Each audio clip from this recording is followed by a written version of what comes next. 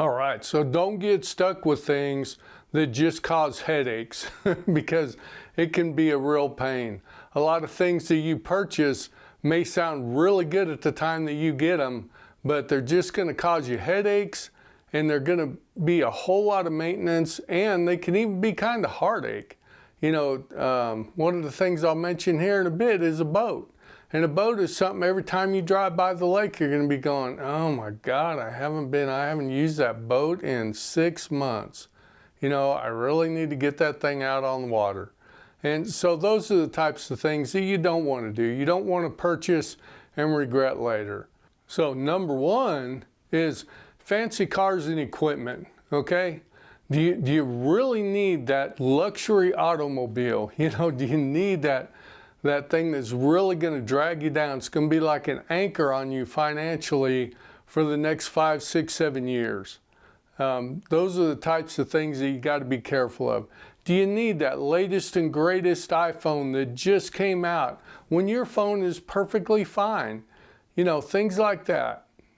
Personally, I think the TV in my living room is just about as big as my wall. It's crazy. Did I really need that thing?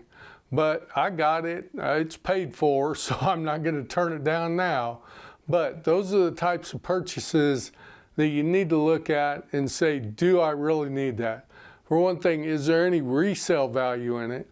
How much maintenance is there going to be? And the longevity of it. How long are you going to use it? Some purchases may be very much worth it, where others really may not be. How many times in a year and seasonally are you going to use something? If you buy a nice fancy car that you're only going to take out on Sundays when it's nice and sunshiny outside, you might want to think twice about that, because you're going to have that payment on that car every month.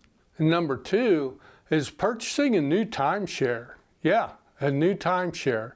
Because what you got to look at are all the hidden fees, property taxes, insurance, all those hidden things that come along with a timeshare. If you already have a timeshare, or if you're thinking of buying one and you're the type of person that you're going to box out these 2 weeks every year and you're going to go to the same place and do the same thing, they might be a really good purchase for you.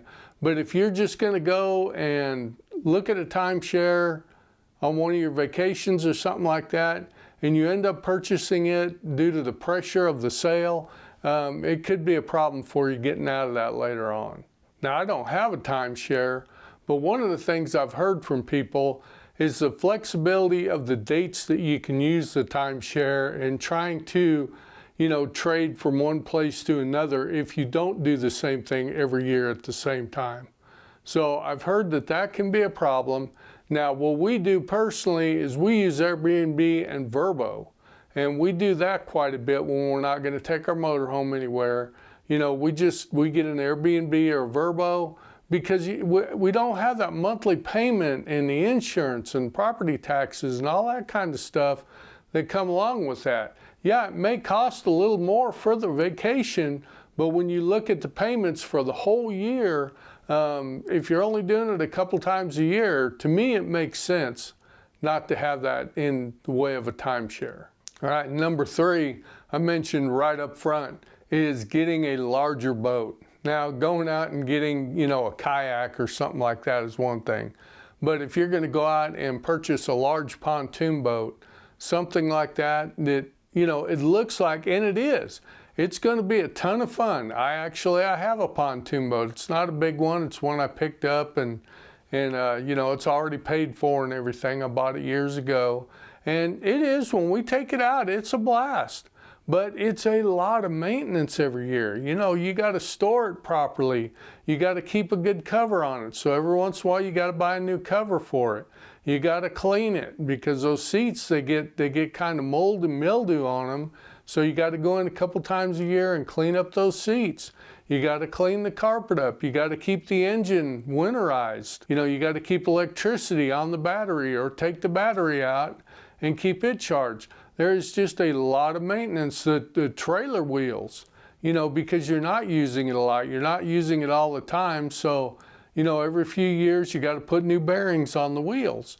you got to change out those tires. So I would just urge you to be careful when buying a large watercraft.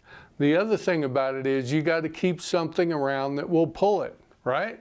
That's what a lot of people don't think about is you got to maintain at least, depending on the size, you got to maintain a 3/4 ton pickup for some of these bigger boats.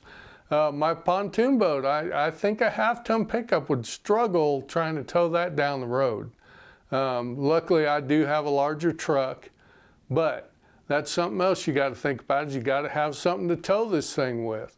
So be careful when you go to purchase a larger boat. Now, a lot of us, when we get older, we're thinking really about downsizing our house because we're empty nested.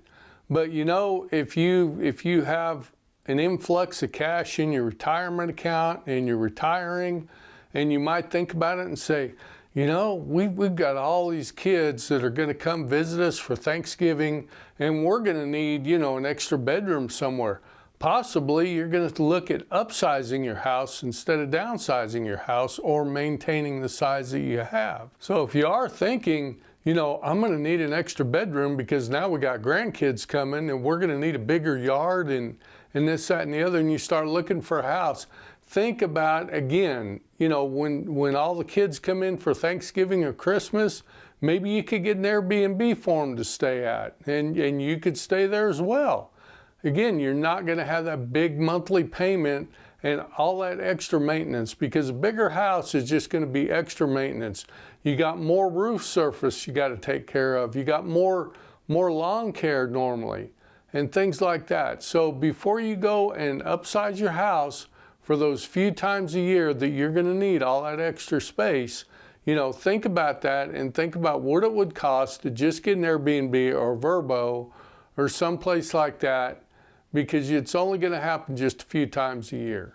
And the fifth thing I'd say to go ahead and stay away from are unvetted, high-risk investments. Yeah, that can be a little risky, and they're always going to be out there. They're always going to be out there, people telling you, and you got to be careful on YouTube because there's a lot of people trying to sell certain stocks and things like that. So you got to be careful because there's always going to be one out there that says, hey, invest now, you'll double your money, you'll triple your money in just a few months, and then you can go ahead and live the good life. Just invest your whole nest egg here, and the next thing you know, you'll have $10 million. They're always out there, folks. It doesn't matter. They're going to say buy now, buy now, buy now. But there's always going to be some investment opportunity out there for you that is completely unvetted, and they're just trying to scam you out of your money. Now, some of them aren't scams. Some of them, you actually may make some pretty good money, and then when you go to cash out, guess what? There's nothing there to cash out. So really, be careful of unvetted, high-risk investments, because as you get older, you got to be able to protect that nest egg for retirement. Remember, as you get older also, what you want to do, you want to invest more conservatively because you don't want the market to completely crash and your whole nest egg, take a 30-40% hit if the market crashes. And that's called balancing your asset allocation. And I've talked about that in many other videos and how to rebalance your nest egg so that you continue to get that 60-40 or 50-50 split between stocks and bonds. And don't go chasing after the dollar all the time, especially as you get older. When you're younger, time is on your side. You may be able to get away with that. But as you get older, you want to be more conservative in your investing. So hey, I hope this video's helped you, and if it has, if you would, reach down, hit that like button, and watch this video next.